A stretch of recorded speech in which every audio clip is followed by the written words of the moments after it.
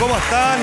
Bienvenidos, buenas noches y gracias por acompañarnos en un nuevo capítulo de El Informante. Se instaló de golpe como uno de los temas de discusión nacional, a pesar de que en estricto rigor está radicado en una localidad en la comuna de Los Vinos, en la provincia del Choapa. Estamos hablando de la Cuarta Región. Este es un episodio que, sin embargo, ha generado mucho interés. Estamos hablando de Caimanes. Parte del pueblo acusa a una minera del grupo Luxic de, en el fondo, haberlos dejado sin agua. Se reedita otra vez estos episodios en los que parecieran entrar en pugna la industria y el pueblo. Vamos a explicar el conflicto lo más nítidamente posible para que se entienda, pero vamos a ir mucho más allá.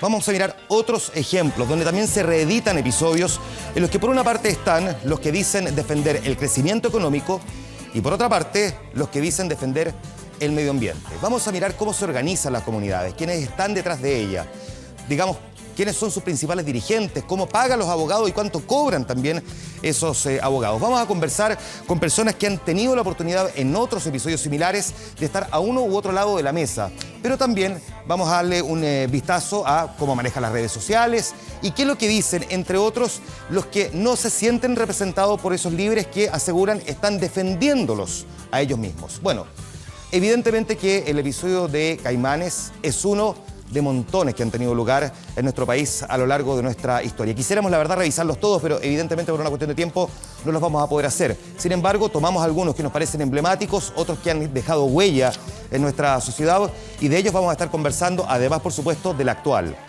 Margot Anacona, Rodrigo Cid, nuestros periodistas, estuvieron escarbando, revisando las historias de esos conflictos emblemáticos, nos recuerdan algunos de ellos y comenzamos de inmediato la conversación. El mal olor proveniente de la productora de cerdos de AgroSuper, propiedad de Gonzalo Vial, movilizó a Freirina. En medio de fuertes protestas, en mayo el ministro de Salud, Jaime Mañalich, decretó alerta sanitaria. Y en diciembre se anunció el cierre definitivo de la planta. AgroSuper tenía que reducir a la mitad su capacidad de producción, lo que era económicamente complejo para la empresa. Hoy, una parte de la comunidad pide el retorno de AgroSuper. El primer proyecto binacional para la explotación de oro en el mundo. En el año 2006, tanto en Chile como en Argentina, se aprobaron los estudios de impacto ambiental. Esto provocó fuertes manifestaciones. En el año 2010, la Corema sancionó a Barrick Gold por una serie de irregularidades. Y en 2013, la empresa se autodenunció por graves problemas en el manejo de aguas para evitar un juicio ambiental. Pasco Lama se mantiene paralizado. La primera calificación ambiental del proyecto fue contaminante, pero la autoridad sanitaria regional la cambió por molesta y se otorgaron los permisos. El año 2011, la Comisión de Evaluación Ambiental de Atacama aprobó la termoeléctrica, pero finalmente la Corte Suprema rechazó la construcción de la central. Eike Batista, empresario dueño del proyecto, escribió que se está volviendo imposible invertir en Chile. Si no nos quieren, vámonos. Bye bye. El proyecto era construir una central termoeléctrica en la caleta Chungungo al sur de Punta de Choros. Ambientalistas, comunicadores y la ciudadanía en general se opusieron a la iniciativa de la multinacional Suez Energy. En agosto, la Comisión Regional de Medio Ambiente aprobó el proyecto en medio de un gran rechazo de la comunidad. Entonces, el presidente Piñera tomó el teléfono y solicitó la reubicación de la planta. La compañía abortó la construcción. Corría el mes de marzo cuando alumnos de la Escuela Básica La Greda presentaron signos de intoxicación por la emisión de contaminantes de la fundición y refinería Codelco Ventanas. A pesar de las críticas y las protestas ciudadanas, la Corte Suprema confirmó el funcionamiento del complejo industrial. Al año siguiente, los alumnos de La Greda comenzaron sus clases en una escuela modular, lejos de Ventanas, que se comprometió con reducir sus emisiones. El proyecto Ralco de Endesa fue aprobado por la CONAMA a pesar del rechazo de 20 servicios públicos y contra la voluntad de las dos comunidades indígenas directamente afectadas. En 1998 comenzó la construcción de la central con una fuerte oposición de ambientalistas y familias pehuenches encabezadas por Berta y Nicolasa Quintremán. Finalmente Ralco fue inaugurada en septiembre del año 2004. Y y una década después, el cuerpo de Nicolasa fue encontrado flotando en las aguas del embalse. Una muerte accidental, pero simbólica para alguien que se opuso con tenacidad a este proyecto. La muerte de los cisnes de cuello negro en el río Cruces puso a la comunidad en estado de alerta. Se determinó que la celulosa Celco era responsable por el desastre ecológico. La Corema decretó el cierre temporal de la planta y el Consejo de Defensa del Estado demandó a la empresa por daño ambiental. La autoridad solicitó medidas de mitigación para autorizar el funcionamiento de la celulosa que se mantiene hasta hoy. Casi una década después, la compañía fue condenada a pagar 5.200 millones de pesos por los graves efectos en el humedal. Un movimiento que nació para oponerse a la construcción de 5 centrales hidroeléctricas en los ríos Báquer y Pascua. El proyecto, de propiedad de Endesa y Colbún, fue aprobado en primera instancia, lo que provocó protestas en todo Chile. Pero faltaba la evaluación ambiental de la línea de transmisión de energía. Ante esto, Colbún anunció que suspendía la tramitación por la ausencia de un marco regulatorio adecuado. El año pasado, el gobierno rechazó el proyecto en su conjunto.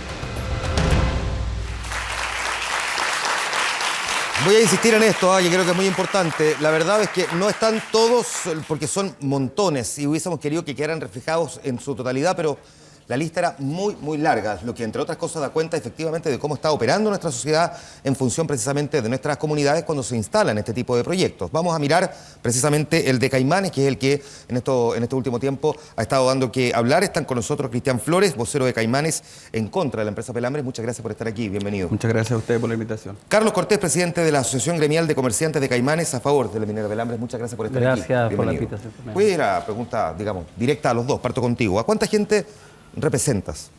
Bueno, en el comité de nosotros son inscritos legalmente aproximadamente 430 socios, todos mayores de 18 años, y detrás de ellos están todas sus familias que son todos los menores de 18 años. Aproximadamente 1.000 personas. A unas 1.000 personas. ¿De un total de cuánto en la comunidad? De un universo de... Me imagino que la comunidad de Caimanes debe tener aproximadamente 1.500 personas. Nunca hemos tenido claro cuántos habitantes son. ¿Cuántos habitantes son? Tú dices que estás representando más o menos, calculo yo a la rápida, como el 65% más o menos. ¿Cuánta gente representas tú? Bueno, como decía, gracias por la invitación. La verdad es que el porcentaje uno podría decir que debiéramos andar sobre el 50% ambos sectores, digamos, dado que nosotros representamos un poco a los trabajadores, donde estamos agrupados, y los trabajadores de las diferentes empresas, prestadores de servicios, y nosotros son 250 trabajadores que están en estos servicios. Si los sumamos por su familia, debiéramos andar también alrededor de los 800 personas, 1.000 personas. Esto solamente para poder comprender y dimensionar exactamente a cuántas personas representan los que están sentados en esta mesa frente a un conflicto que a muchos todavía se les ha hecho difícil de poder comprender. Y por lo mismo es que nuestro periodista Daniel Silva estuvo en esta localidad, reporteó, conversó con la gente, tomó las miradas de uno y otro lado. Este es su informe. Cada bandera negra es una declaración en Caimanes, el símbolo de las familias que quieren erradicar el depósito de desechos tóxicos que Minera Los Pelambres construyó a 10 kilómetros de sus casas. La minera Los Pelambres nos contaminó el agua. Nos instaló una bomba de tiempo también en la cabecera, que es el mismo tranque de relave. El problema es que no todos los caimaninos piensan igual. Ha sido todo manejo de esta gente para que digan que el agua está contaminada. Nosotros tenemos agua para tomar. Nosotros no tenemos ni un problema. Para entender el conflicto hay que remontarse al año 2003, cuando Minera Los Pelambres logró aumentar su producción de cobre. Para eso era necesario un nuevo tranque de relaves. El fundo El Mauro, a 10 kilómetros de Caimanes, en la provincia del Choapa, fue el lugar escogido por la empresa. El año 2005, la comunidad, liderada por el ingeniero Víctor Ugarte, se resistió a la construcción del tranque en tribunales.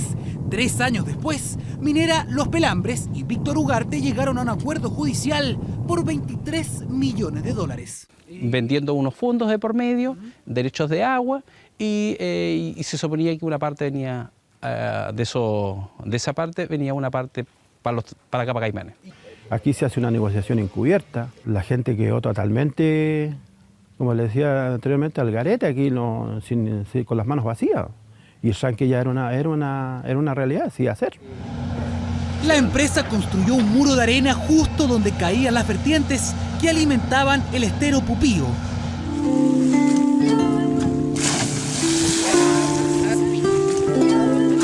Estamos en medio del puente Caimanes, un lugar donde las familias siempre se reunían. Hace unos 15 años venían a bañarse a las pozas que formaba el estero del Pupío. Hoy día esto es lo que hay. Según los Pelambres, el tranque contiene hoy 355 millones de litros de relave, material que no tiene contacto con el agua que consumen las personas, insisten en la empresa. Esas aguas no están contaminadas, y no solamente no están contaminadas, sino que además cumplen con las normas para agua potable para consumo humano.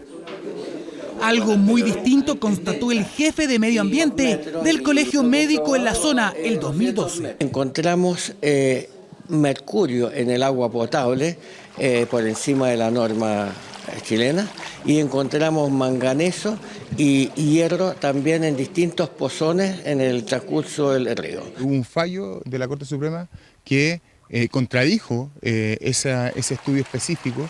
Las aguas que entregamos nosotros, como las aguas que consume la comunidad Caimanes, no están contaminadas. Un pueblo, dos posturas encontradas y un fallo judicial que obliga a la minera a demoler el tranque, decisión que hasta ahora no ha sido acatada. Y como aquí estamos viendo, parece que hay posturas en blanco y negro, definitivamente. Déjame preguntar primero, Cristian, porque veíamos ahí una mujer que decía, perdón, pero aquí si hay agua, no tenemos problemas de agua, tenemos agua.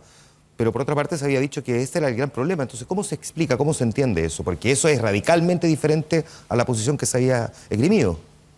Bueno, es fácil de entender. Yo creo que aquí en Caimanes todos conocemos a la persona precisamente la que se está tomando el vaso de agua.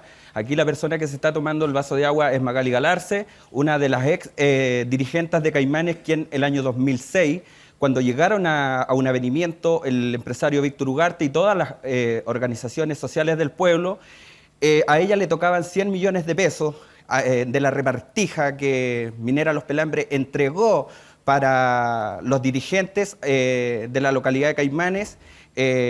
¿Cuánto pagó a todo esto? Porque, digamos, hay cifras que son un poco difusas.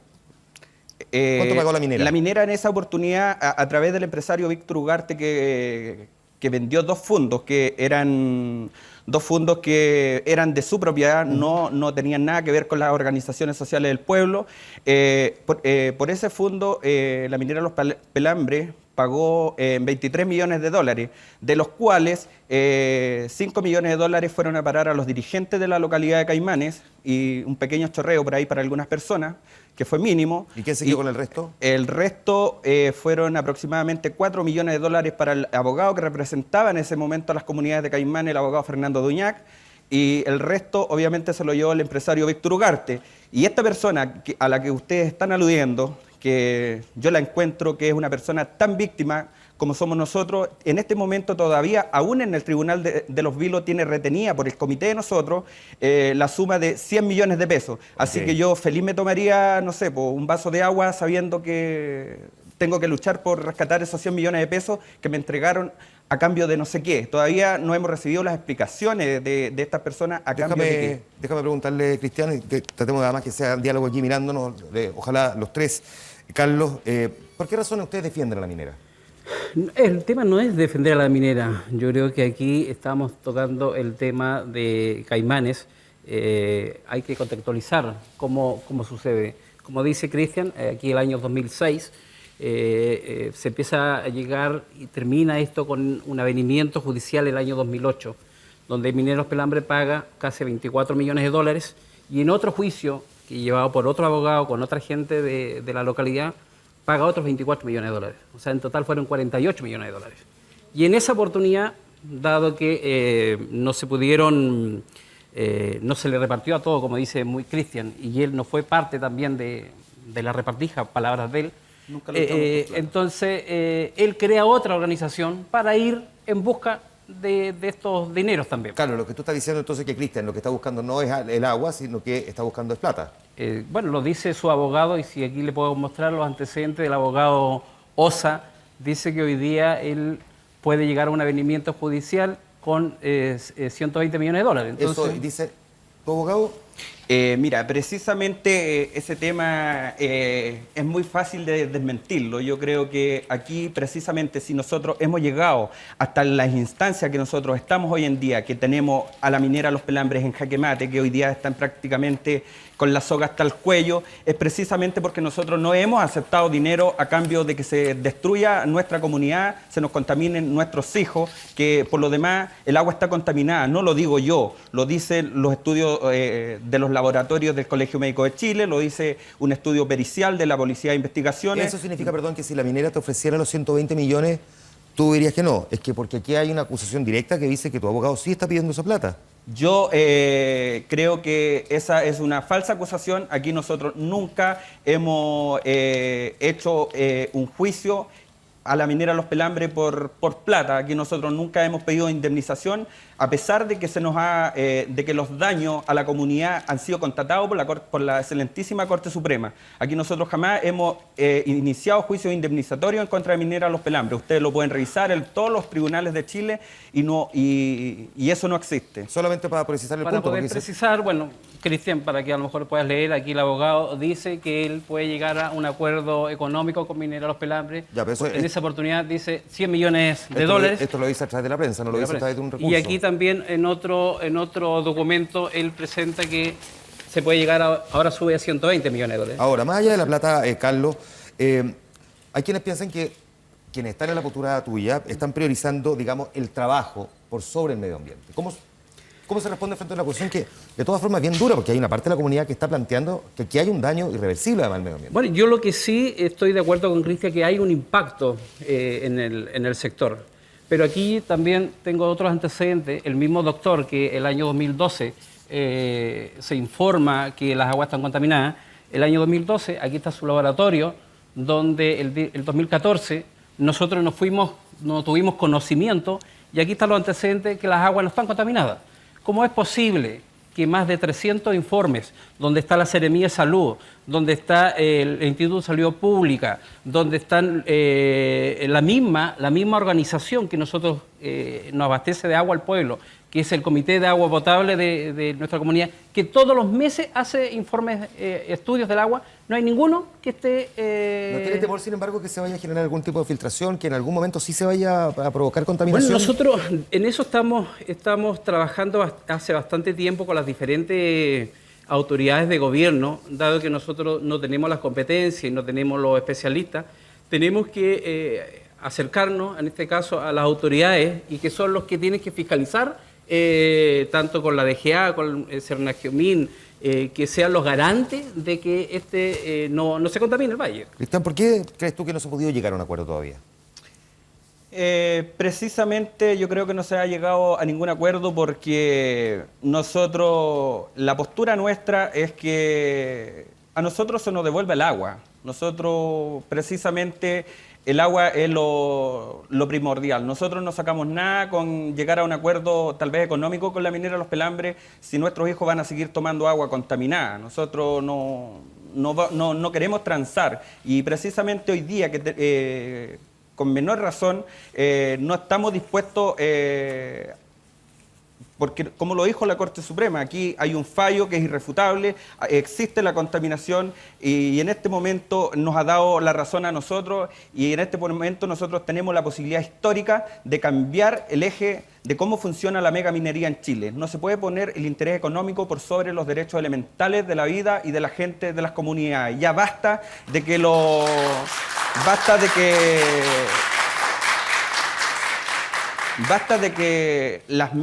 los megaproyectos mineros pasen por sobre los derechos elementales y fundamentales para la vida del ser humano y de todo el ecosistema que nos rodea. Solo para poder graficarlo, misma pregunta a los dos. ¿Qué tan distantes están las posiciones entre las partes, dirías tú? ¿Son irreconciliables? ¿Hay alguna posibilidad de en el mediano plazo llegar a un punto de entendimiento?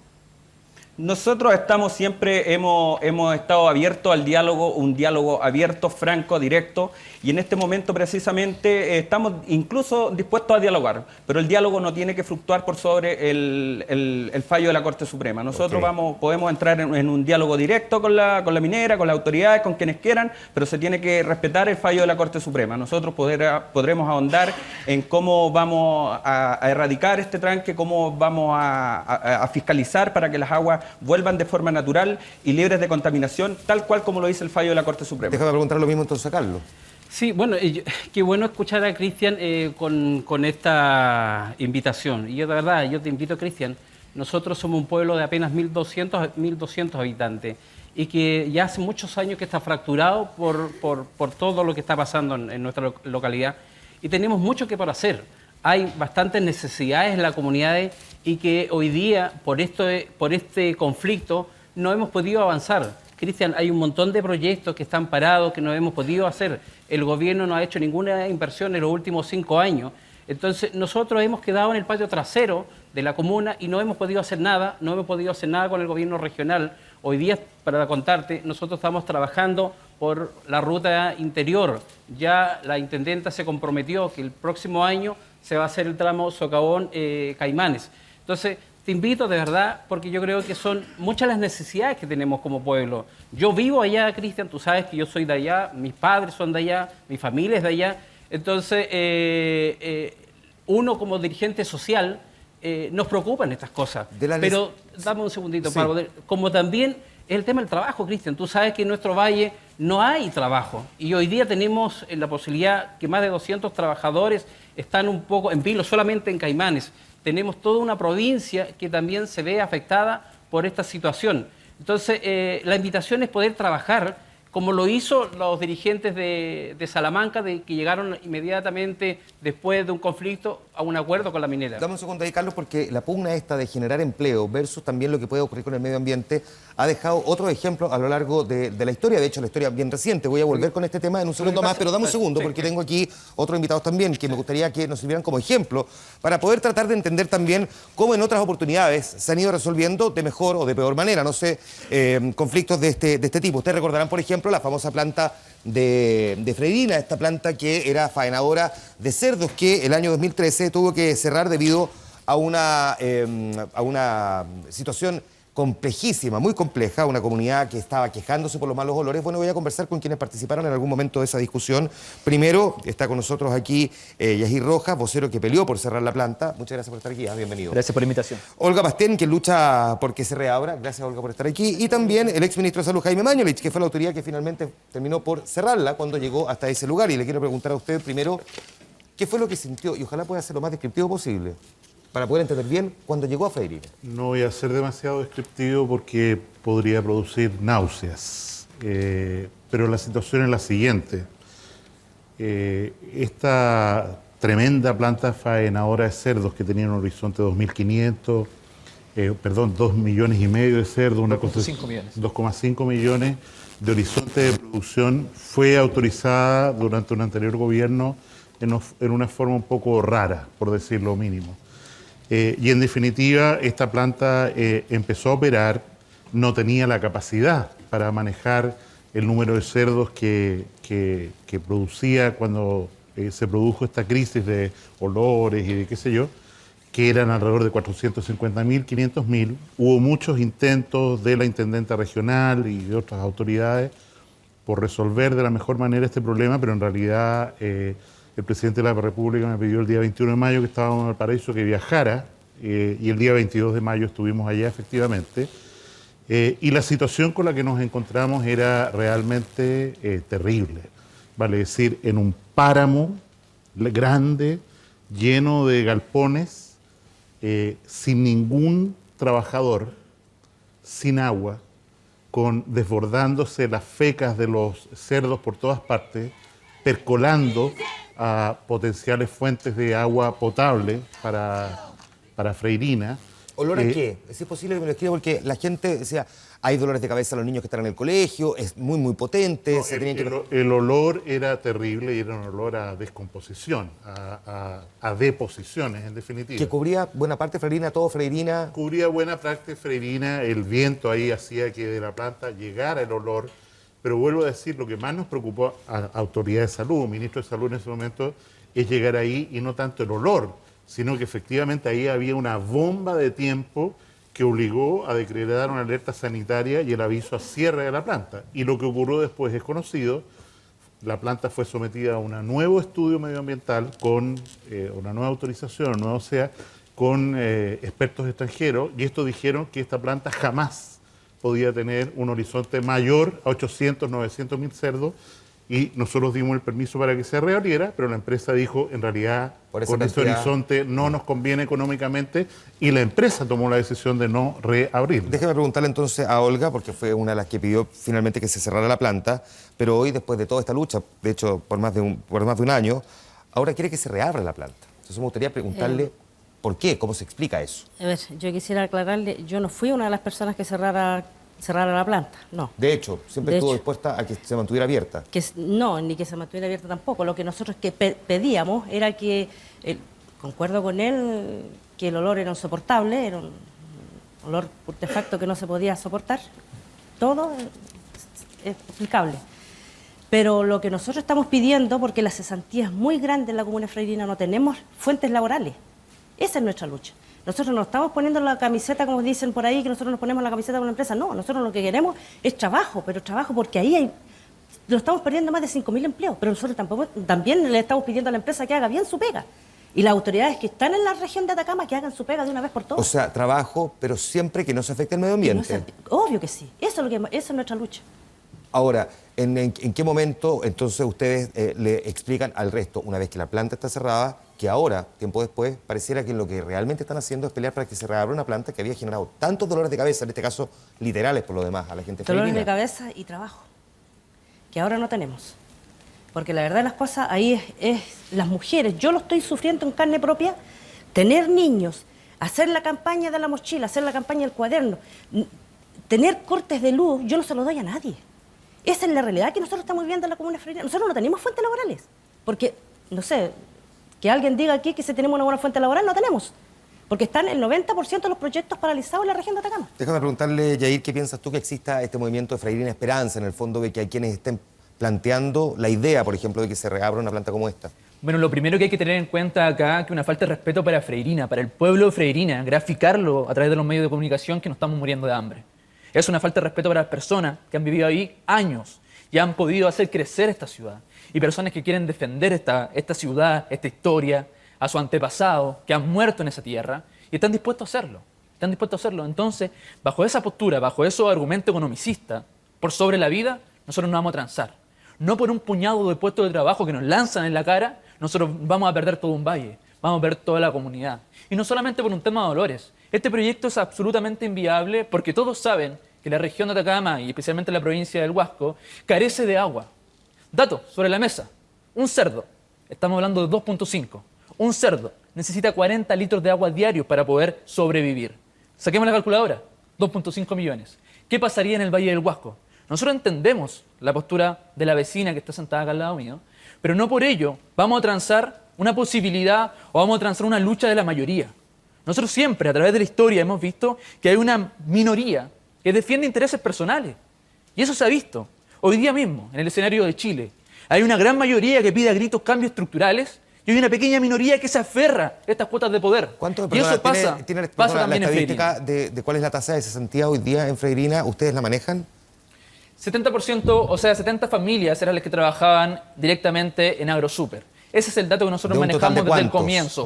Somos 6.000. 6.000 familias. Somos 6.000 personas que habitamos en Freirina. 6.000 personas. ¿Y cuántas trabajaban en la planta faenadora? 70 personas. 70 personas. 480 personas. 400 mujeres. Freirina. Está hablando de Freirina. Sí, estoy hablando de Freirina. ¿De qué estamos hablando? Es que creo que es importante para quienes no conocen el lugar. 400 mujeres trabajaban de planta de cerdo, puras mujeres trabajaban, se podría, y 150 hombres.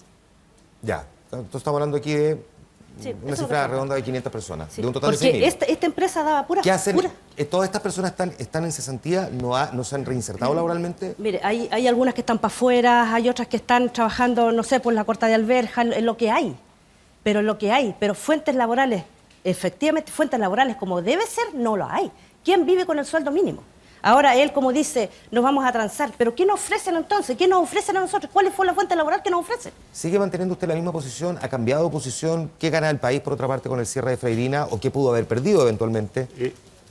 O sea, yo pienso que la conciencia medioambiental hoy día es muy fuerte en nuestro país y evidentemente hay que funcionar en una institucionalidad que se haga cargo de eso.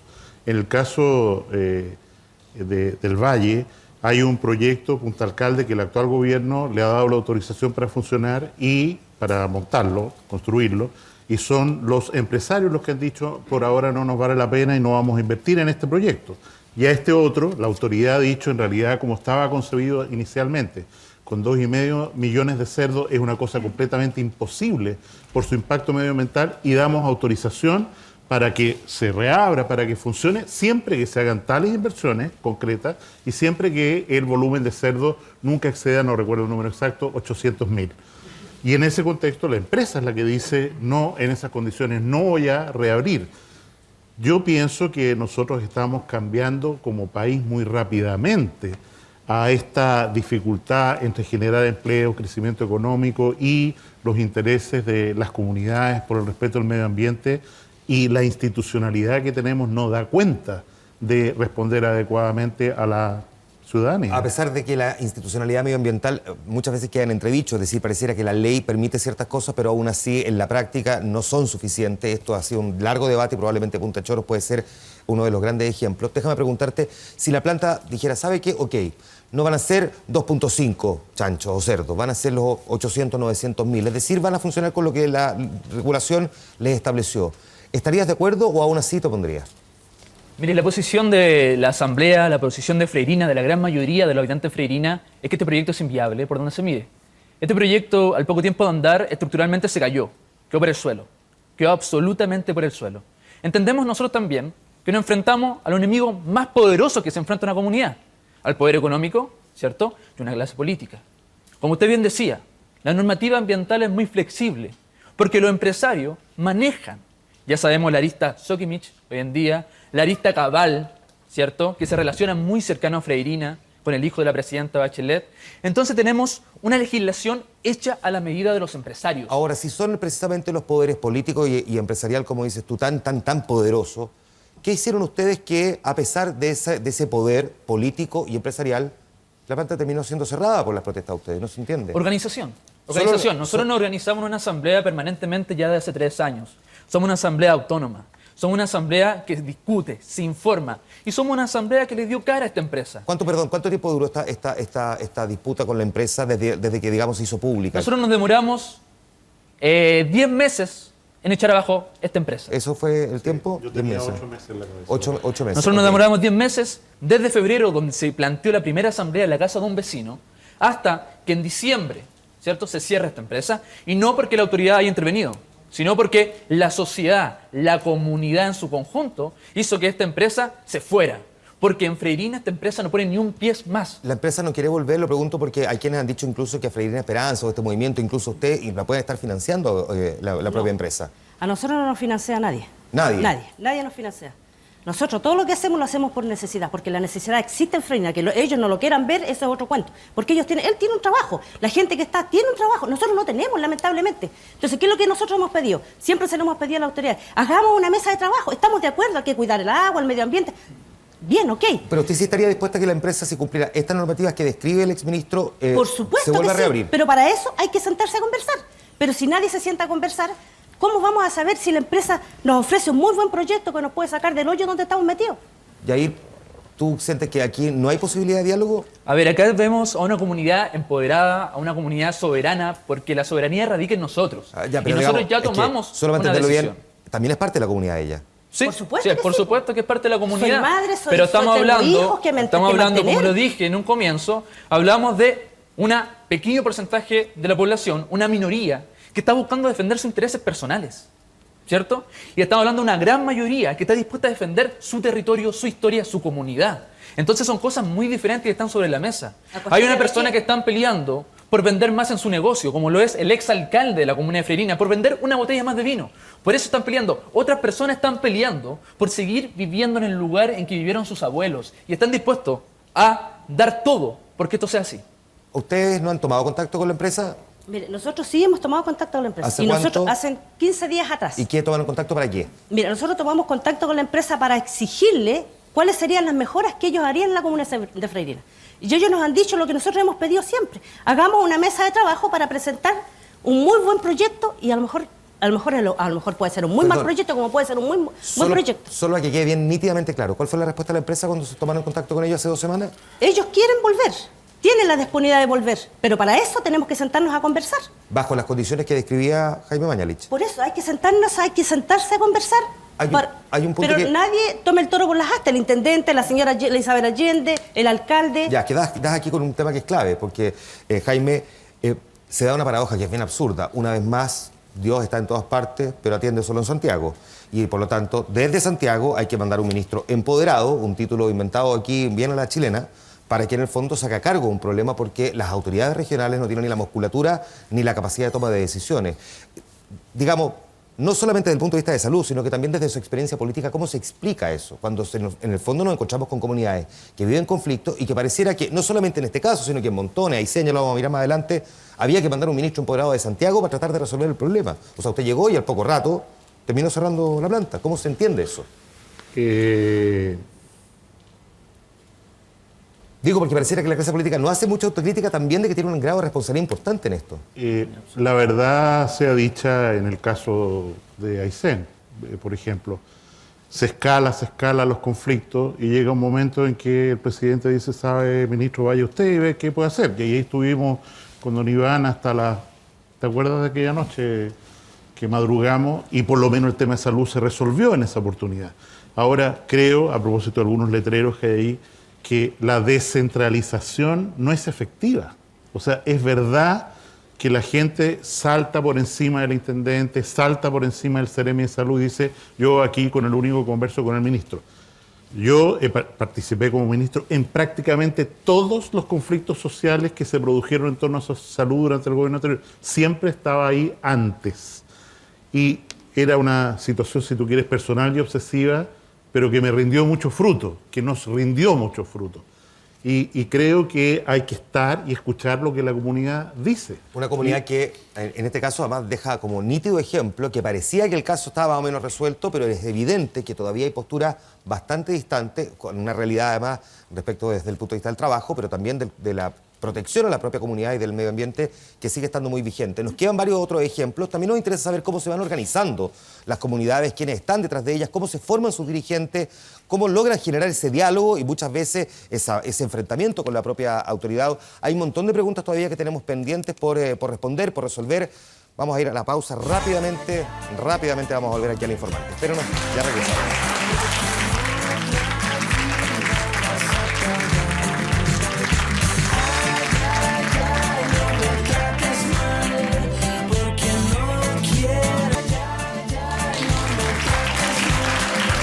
Estamos de vuelta, esto es El Informante por TVN, TV Chile, el canal 24 horas y 24horas.cl. Si hay un ícono, pudiéramos definir un ícono en esto de lo que se llaman las movilizaciones, protestas, manifestaciones ciudadanas, es junto a la hermana Esquintrabán, sin duda, Iván Fuentes. Ella es en Ralco, en Aysén, de la calle además al Parlamento. Ese es el nivel que finalmente consiguió al ser representativo precisamente de un grueso de la población sobre la que él hablaba y decía defender también. Lo vamos a incorporar por lo mismo a este debate. Peleó por conseguir, entre otras cosas, Iván, gracias por estar aquí, bienvenido. Mejor conectividad para la región, una serie de otras cosas también. Estamos hablando ya del año 2012, si es que no me falla la memoria. La pregunta es si usted siente que lo consiguió o en realidad uno va a la región y lo pelan un poco porque dicen que en realidad consiguió más popularidad que soluciones concretas para la zona. Bueno, muchas gracias por invitarnos. La crítica está siempre, ¿no?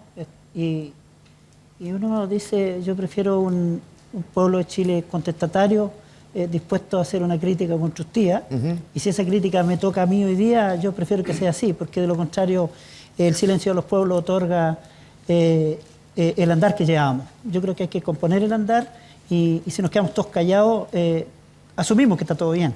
¿Cuál fue la clave para conseguir lo que usted, un pescador del sur de Chile, realmente consiguió, y digamos a los pocos meses en realidad? ¿Cuál fue la clave para poder generar ese diálogo y luego la respuesta? Es lo que están haciendo los movimientos sociales a lo largo de Chile y es lo que han hecho siempre. Lo que pasa es que antes no se visibilizaban y hoy día los medios de comunicación han pasado a ser una oportunidad. La tecnología que en cierto modo nos complica por algún lado, los chicos se encierran con el teléfono y sácalos de allí, pero sin embargo nos dio esa posibilidad de estar en todas partes y que Chile se entere de un lugar porque nosotros protestábamos antes, mucho antes. Lo que pasa es que no se veía mucho. Ya, pero desde el punto de vista negociador, quiero decir, ¿qué tuvo Iván Fuentes que no han tenido otros dirigentes que todavía llevan mucho tiempo representando sus comunidades y sin posibilidad de llegar a un acuerdo? ¿Qué cree usted que le sirvió desde el punto de vista, no sé, de la personalidad, de la manera de dialogar políticamente? ¿Qué le pudo haber servido? El sentido profundo de creer en la unidad, el sentido profundo de no aflojarle a eso, al sentido de unidad, ese sentido de aferrarnos, juntitos somos más, juntitos somos mejores y jamás negarnos a conversar.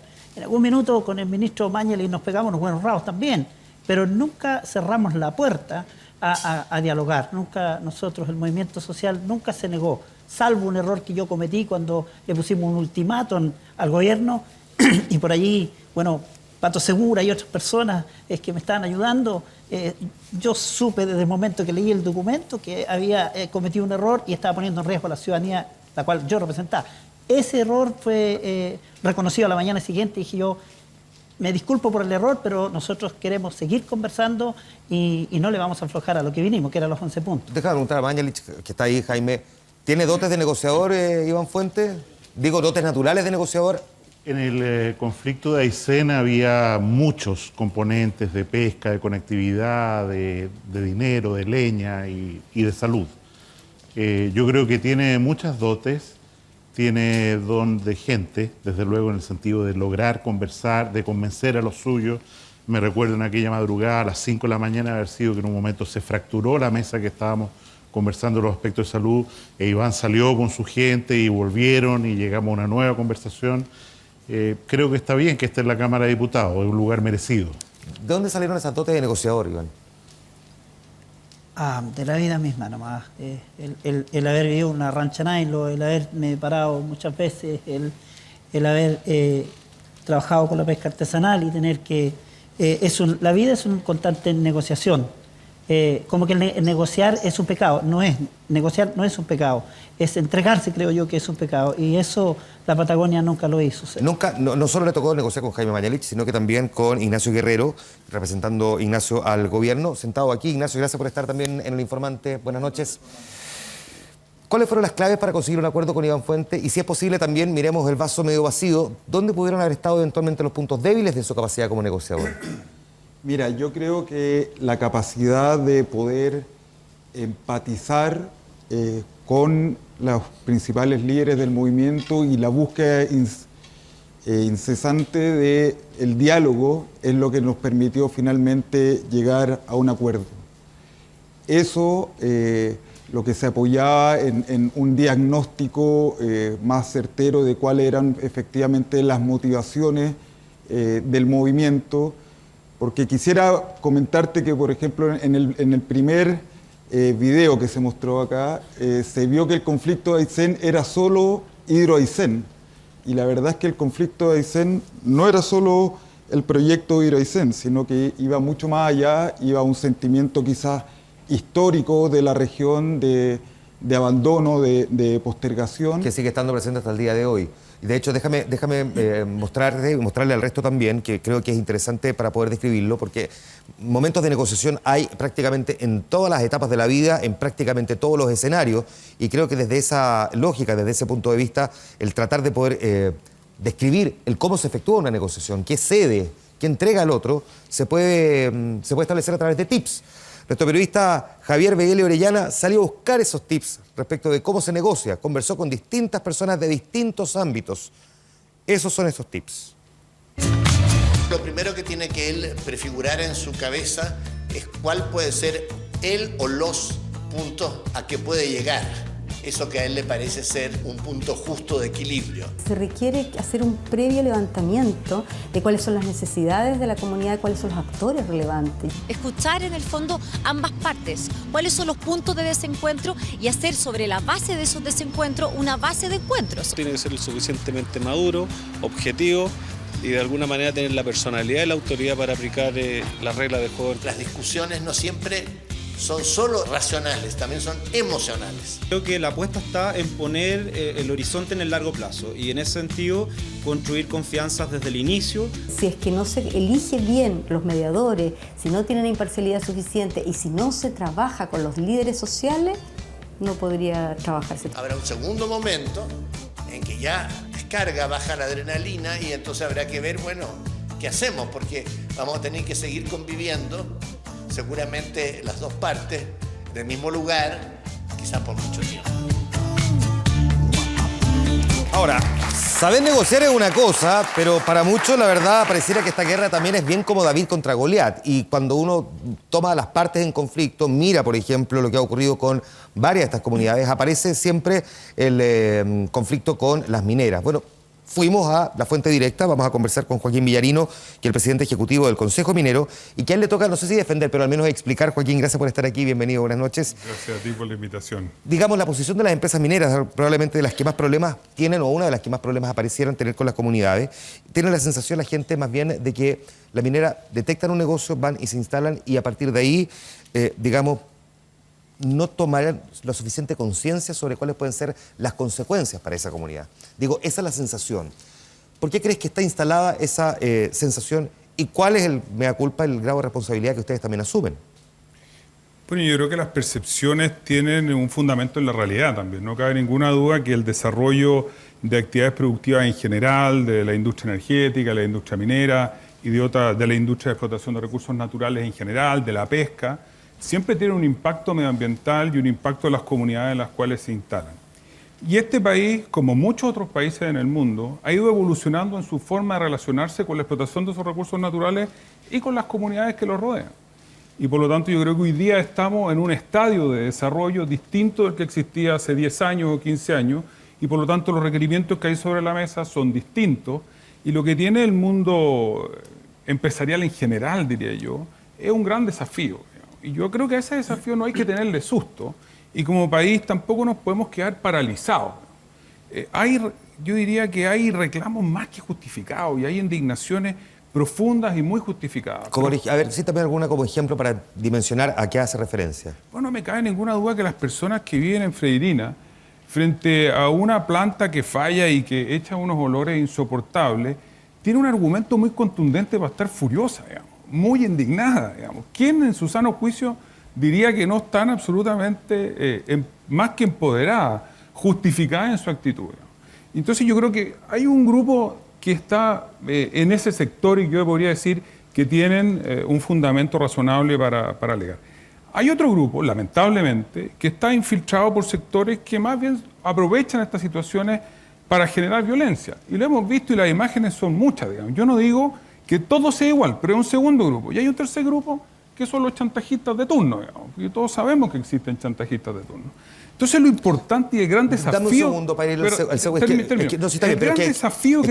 que no puedo dejar pasar que acá plantean dos cosas que son bastante serias. Una que es básicamente el grupos que están infiltrados. ¿Tú dices infiltrados políticamente? ¿Infiltrados de qué manera? No, pero basta ver las imágenes que estaba mostrando recién, digamos. Hay gente que, en el caso de Freirina, había una comunidad indignada, no cabe ninguna duda, pero hubo un grupo de personas que el propio poder político identificó que no pertenecían a la comunidad, que incendiaron las instalaciones, que cortaron el agua, que hicieron una serie de cosas que claramente impiden...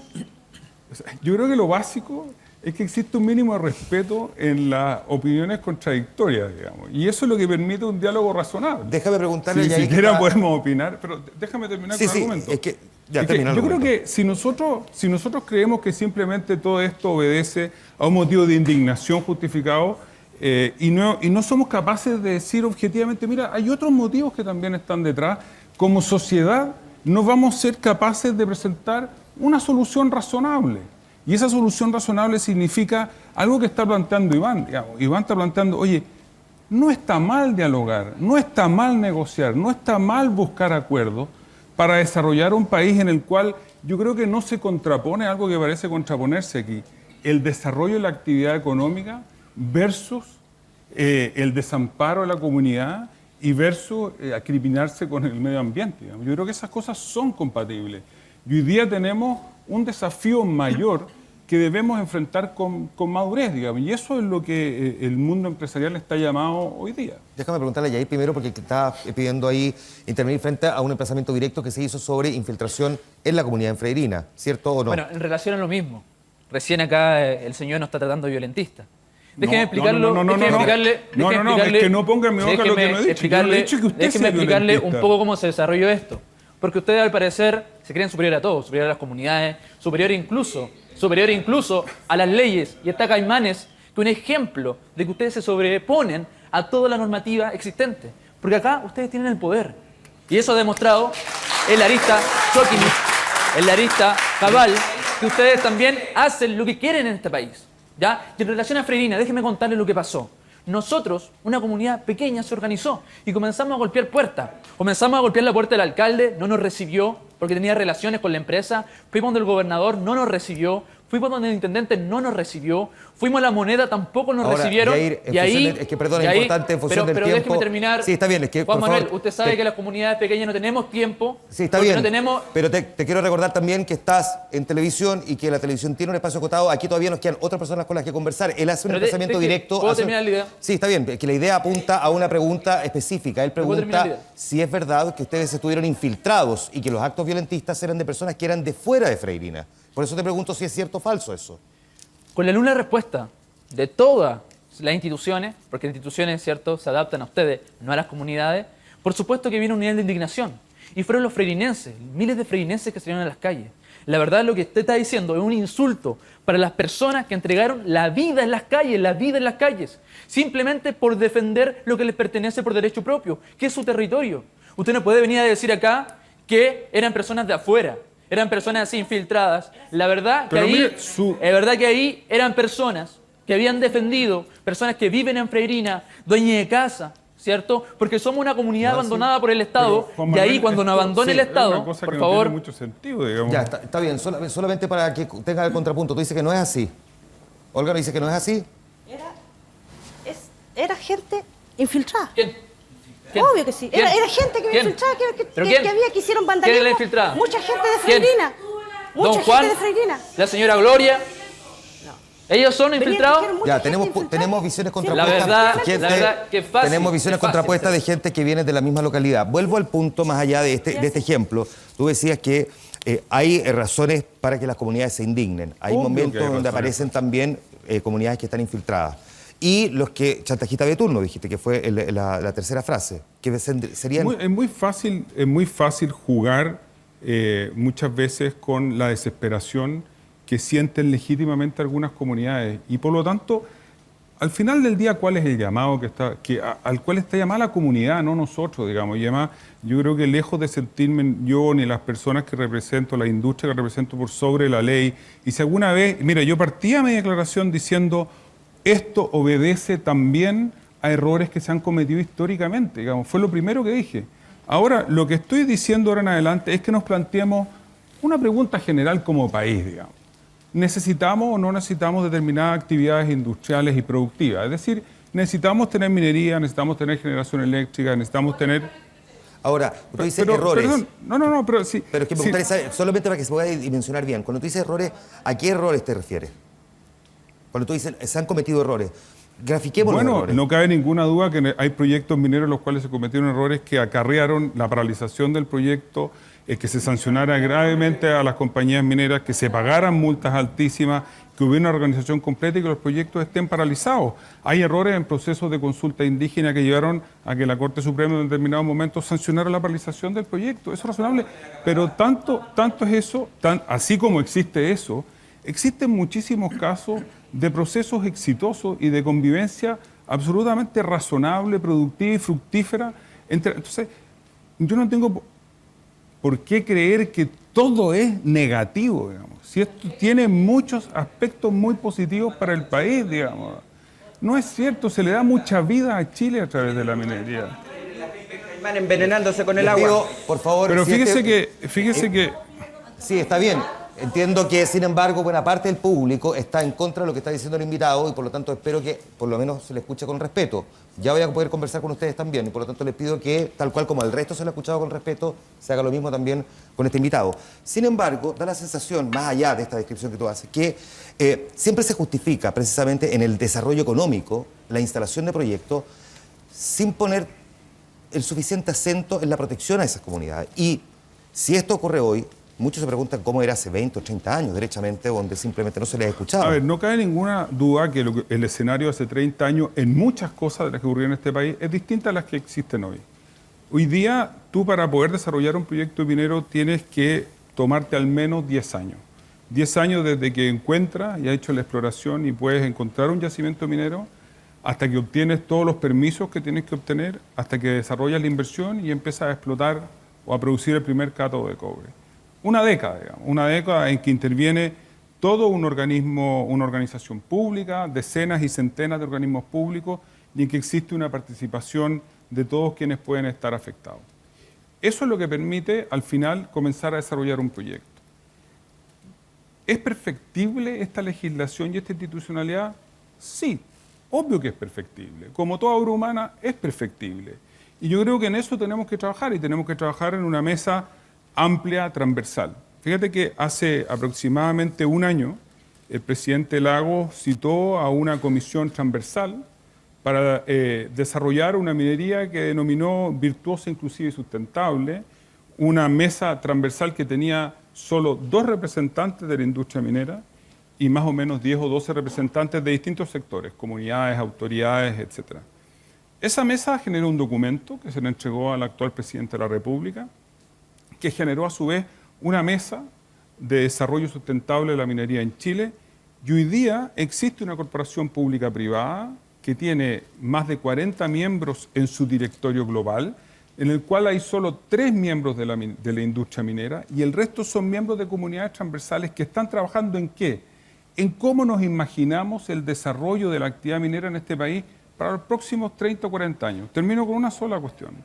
En la OCDE, en la Organización para la Cooperación del Desarrollo Económico, existe un seminario multisectorial en que están representados organismos como el Banco Mundial, el BID, las Naciones Unidas, en que están representados países que dependen de la explotación de recursos naturales, gas, petróleo, minerales, están representados organismos gremiales que representamos industrias productivas, y se ha llegado a una primera gran conclusión, y es que la explotación de recursos naturales en general no es una maldición, es una bendición para los países. Sí, solo sí, siempre y cuando se desarrolle de una manera colaborativa y de largo plazo. Y esas son las bases bajo las cuales vamos a poder tener un país no que crece más, que crece mejor. Pero al mismo tiempo ustedes, precisamente cuando hay quienes sienten que no es eso exactamente lo que está pasando, sino que por el contrario, se está afectando a las comunidades y por lo tanto recurren a la justicia, la argumentación que se esgrime, yo te la he escuchado decir a ti varias veces,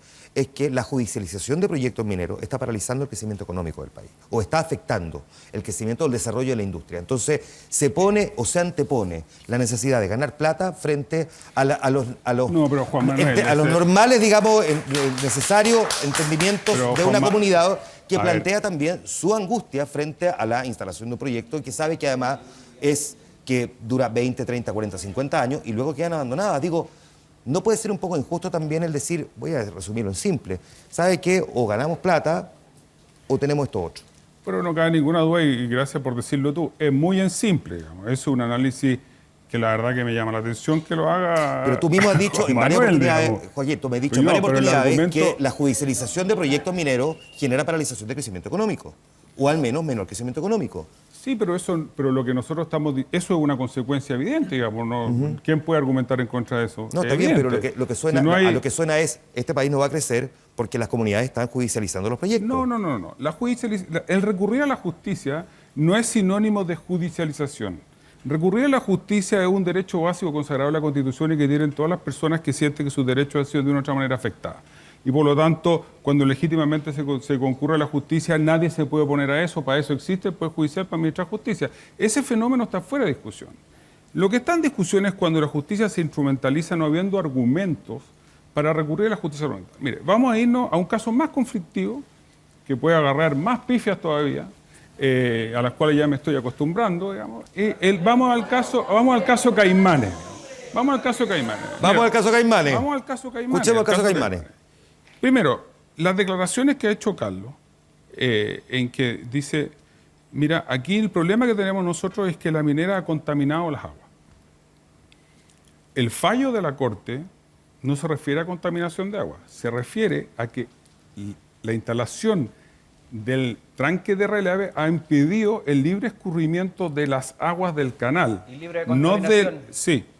Pero no de las aguas que se consumen en la ciudad, respecto a las cuales existe una fuente distinta, que son el agua potable rural y los metros cúbicos, etc. Pero mira, con independencia de eso, lo que ha logrado el fallo es decirle, básicamente, mire, rompan total o parcialmente el muro del tranque de relieve para que vuelvan a escurrir libremente las aguas de... ¿Qué le ha otorgado la justicia al final a la comunidad de Caimanes que presentó el recurso? No le ha entregado nada en la práctica. ¿Por qué no le ha entregado nada?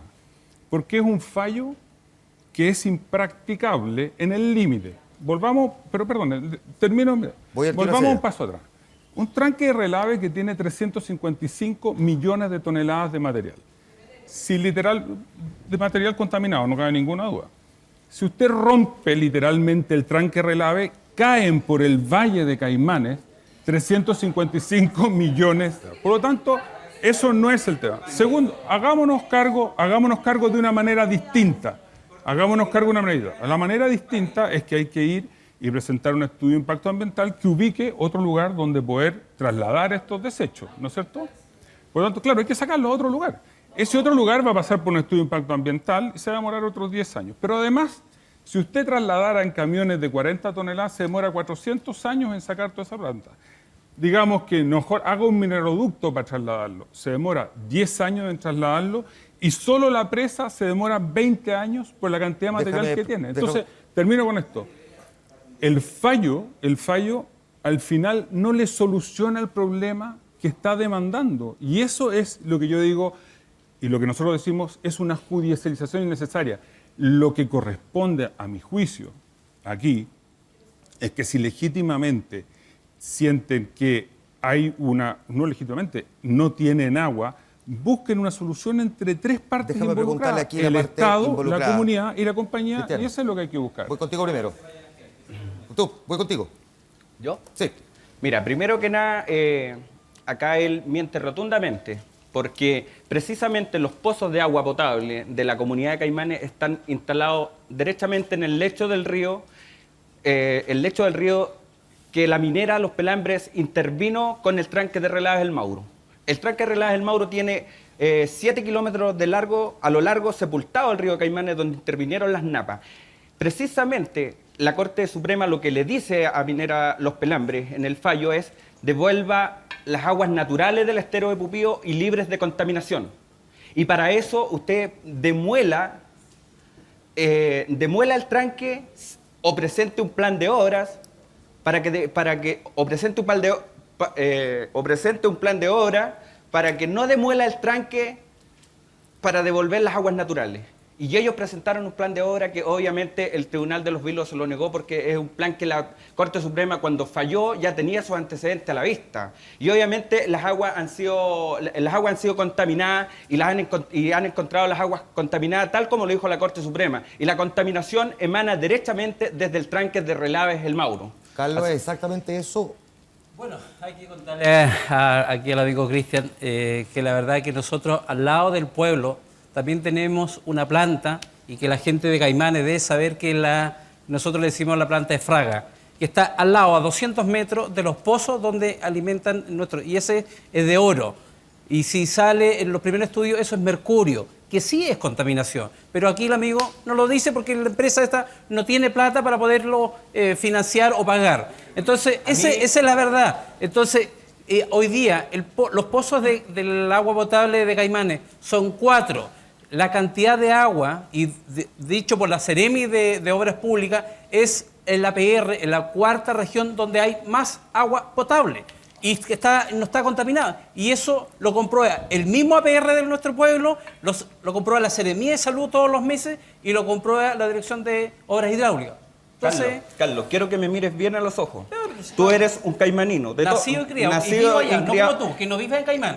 Yo soy maurino. Yo me fui de allá porque no quise ser un cómplice, de la aberración que estaba haciendo Minera Los Pelambres en Caimanes. Primero que nada, tú volviste el año 2008 a enriquecerte a Caimanes, volviste a enriquecerte. Tienes contratos millonarios con Minera Los Pelambres que son los que te hacen tenerte sentado aquí en este panel defendiendo. Muéstrame un contrato millonarios. Muéstrame uno. Contratos millonarios con la empresa. Y aquí tú vienes a defender el empresariado que quiere estar por sobre los intereses elementales para la vida del ser humano. Cristian, ¿cómo tú me puedes decir? ¿Cómo tú puedes pretender estar por sobre? Ya, ahora, ¿cómo tú puedes estar? Voy a acercarme a ver si no porque la verdad es que si vamos a... Solo para que se entienda, la idea es que reflejar las posiciones y no que se transforme esto en un ataque personal, pero solamente para despejarlo, porque aquí acaba de ser una cuestión que es bien seria. ¿Recibes plata de Pelambre? Bueno, como 250 caimaninos que trabajamos, yo soy uno más de los trabajadores. Entiende el sentido de la pregunta. ¿Te pagan a ti para asumir una posición? No sé, que me muestre algo que... Pregúntale si ha recibido proyectos de la empresa. Como 200 personas de Caimanes, y eso es verdad. Tú tienes tu familia que ha recibido, nosotros tienes tu cuñado. Mi familia no ha recibido nada. Gente de tu organización. Mi cuñado, yo discrepo totalmente con la opinión que tiene él. Hay posiciones aquí que se transforman ya no solamente... Tengo que irme a la pausa comercial, hace como 10 minutos, así que por favor, el programa sigue, así que no te preocupes. Voy a ir a la pausa comercial, aquí se empiezan a caldear un poco los ánimos, pero bueno, están fijadas ya las posiciones. La posición de la industria de la minería también ha quedado bastante clara. Todavía nos quedan, sin embargo, algunas cosas que mirar sobre cómo las comunidades van enfrentando y tratan de entenderse. Muchas veces pareciera diálogo de sordos, en otras, sin embargo, han arribado a buen puerto. Bueno, vamos a mirar también esos ejemplos en un momento más. La pausa, volvemos de inmediato.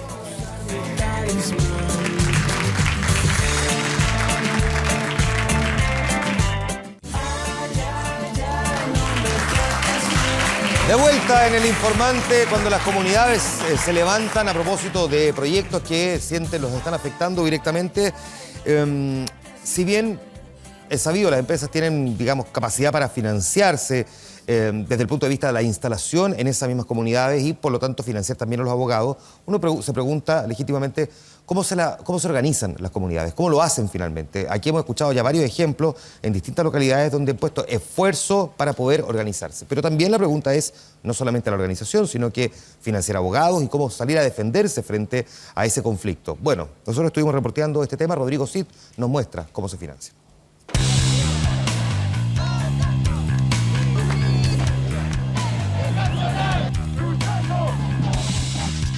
Según las organizaciones no gubernamentales, actualmente existen en Chile sobre 50 conflictos ambientales activos. Movimientos que en algunos casos se financian con aportes de la propia comunidad, con difusión en redes sociales y propaganda en las calles, como la iniciativa Este Polvo Te Mata, que protesta contra la contaminación producida por la operación del puerto de Antofagasta. Ha sido muy artesanal y en realidad yo creo que eso ha sido lo valioso. O sea, aquí ha habido mucho de pasión de cada uno de querer hacer las cosas bien. Ninguna orientación y ninguna ayuda de ONG chilena. De hecho, hemos pedido ayuda. En un momento tuvimos contacto con Greenpeace a ver si nos podían apoyar y nunca se concretó. La ONG Greenpeace justamente ha prestado apoyo a numerosas comunidades en conflicto. Se comparten los costos. Las mismas organizaciones levantan fondos, tienen fondos, muchas veces se postula a capitales pequeñitos, a fondos pequeñitos de subsidio para formación de dirigentes, para viajes, y mucho se financia con dinero particular de las personas que están involucradas.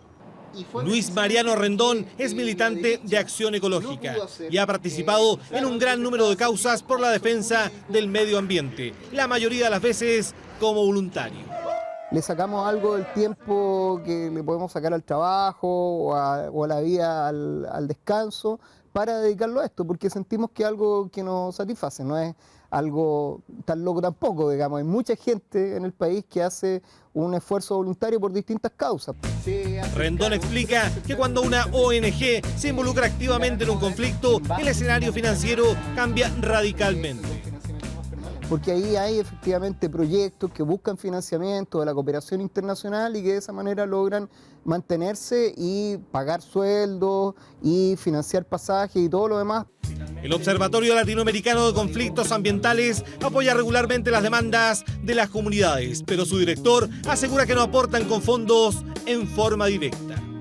Lo que nosotros hacemos es facilitar, en algunos casos, gestiones de las propias organizaciones con algunos fondos a nivel internacional. Para las ONG, en los conflictos de tipo ambiental existe una marcada asimetría entre el Estado, las empresas y las comunidades. Y es ahí, dicen, donde radica la importancia del apoyo externo. Los recursos que se movilizan son recursos autogestionados por las organizaciones. ¿Ya? Hay otros recursos que concurren en los conflictos que tienen que ver con la solidaridad, que tienen que ver con articularse y generar redes de solidaridad, de información con otras organizaciones. Las ONG son corporaciones sin fines de lucro y por lo tanto se encuentran exentas del pago de impuestos. Están autorizadas para recibir aportes foráneos que están sujetos al control de divisas. Greenpeace no acepta plata ni de partidos políticos, ni de empresas, ni de gobiernos, por política interna. Todos nuestros donantes son individuales. Y eso, por supuesto, genera un monto disponible que nosotros utilizamos para hacer campaña, pero en ningún caso esto subsidia a los propios movimientos sociales. Los movimientos sociales tienen fuerza por sí mismos. Comunidades en conflicto. Algunas se autofinancian y otras cuentan con el aporte de organizaciones nacionales o extranjeras. Todo para llevar adelante sus demandas.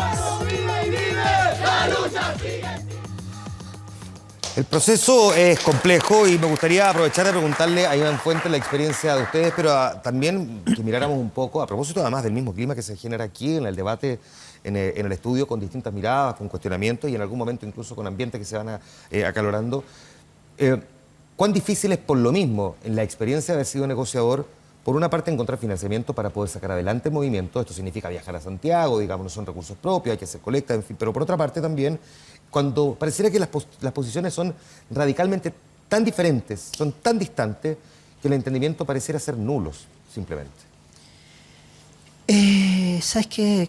Antes de decir que me da una tremenda tristeza que las comunidades tengan que pelear entre sí para buscar un problema que es para todos. Sin duda, los que opinan de una forma y opinan de otro van a seguir viviendo allí. Y seguimos viviendo en Aysén los que pensamos distinto. Y siguen viviendo en Freirina también aquellos que pensaban de una forma u otra. Y lo van a seguir haciendo, la gente que vive en Caimanes van a seguir viviendo juntos. El problema está de fondo. Y ahí yo difiero de algunas cosas que tienen que ver, de muchas cosas que tienen que ver con la postura empresarial. La postura empresarial tú quieres resolver el problema que tienes ahora. Pero nosotros desde el momento en que sale la gente a la calle quiere resolver el problema de su vida entera. Y eso de su vida entera incluye el cómo es que generamos empleo.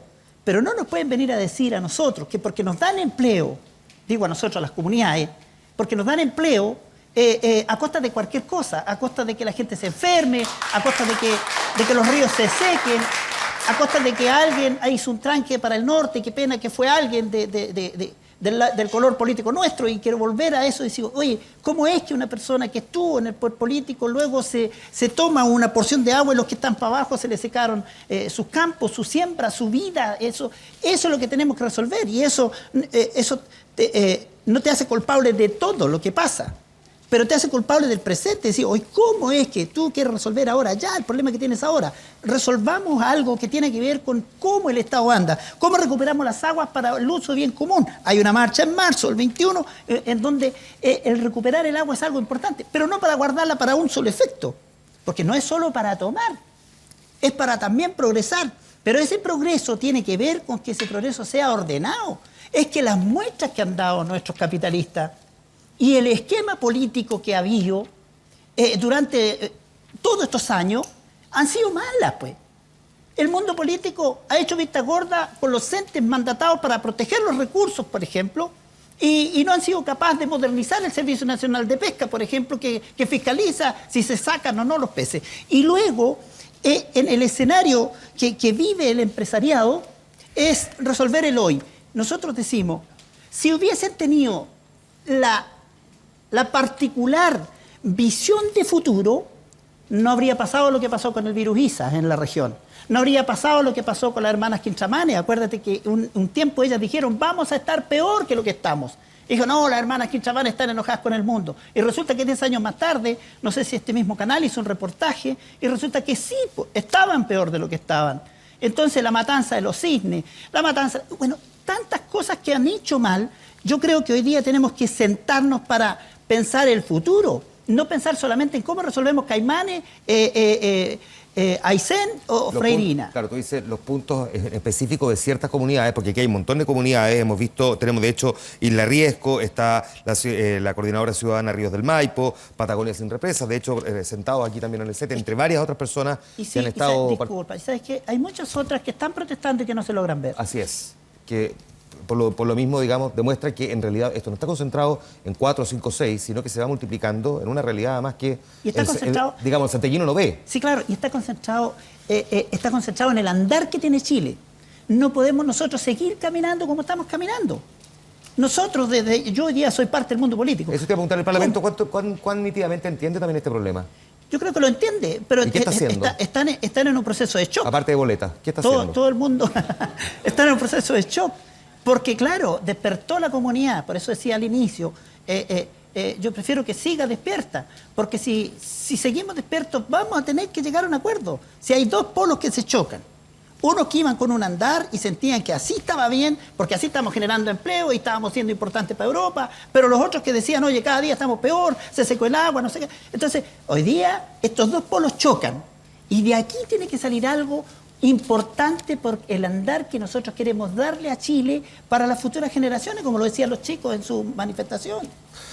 Voy a una pausa comercial, me queda todavía un corte. A la vuelta seguimos con más Informante por TVN TV Chile, 24 horas y 24horas.cl.